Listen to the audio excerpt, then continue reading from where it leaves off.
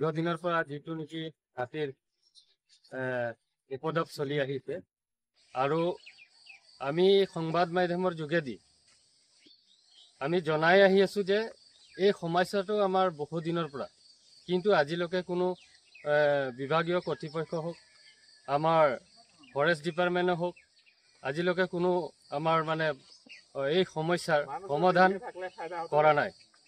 গতিকে আজি আপোনালোকে জানে যোৱা দুই দিনৰ আগতেই ৰামপুৰত মহিলা এগৰাকীক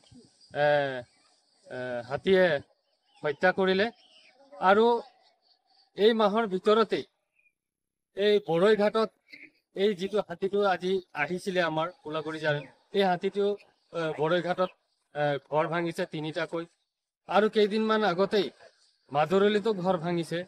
কিন্তু এই এটা হাতীকে আজি বন বিভাগে কোনো ধৰণৰ ৰক্ষণা দিবলৈ পৰা নাই। আমি দুখ পাইছোঁ। তেওঁলোকে কিবা নহয় কিবা এটাতো ব্যৱস্থা গ্ৰহণ কৰিব লাগিছিলে। এনেকৈ চলি থাকিব আজি আমি এই সংবাদ মাধ্যমৰ যোগেদি ক'ব বিচাৰিছোঁ, আপোনালোকে কিবা ব্যৱস্থা কৰক। ৰাইজ আজি ৰাইজৰ বহুত দুখ লগা কথা এইটো, ৰাইজে আপত্তি কৰি আছে আৰু আমিও আদিবাসী ছাত্ৰ সন্থ হৈ পেলাই আমি বাৰম্বাৰ আমি নিউজ কৰিছোঁ আৰু আমি এই স্মাৰক পত্ৰৰ যোগেদিও আমি জনাই আছোঁ। কিন্তু বন বিভাগে কোনোমতে এই হাতীটোক মানে ব্যৱস্থা কৰিব পৰা নাই।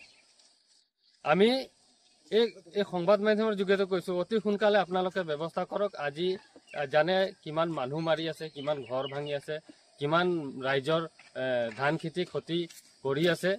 গতিকে অতি সোনকালে আপোনালোকে ব্যৱস্থা কৰক, নথবা আমি এই বিষয়টো লৈ আমি এটা জংগী আন্দোলন কৰিবলৈ আমি বাধ্য হৈ যাম।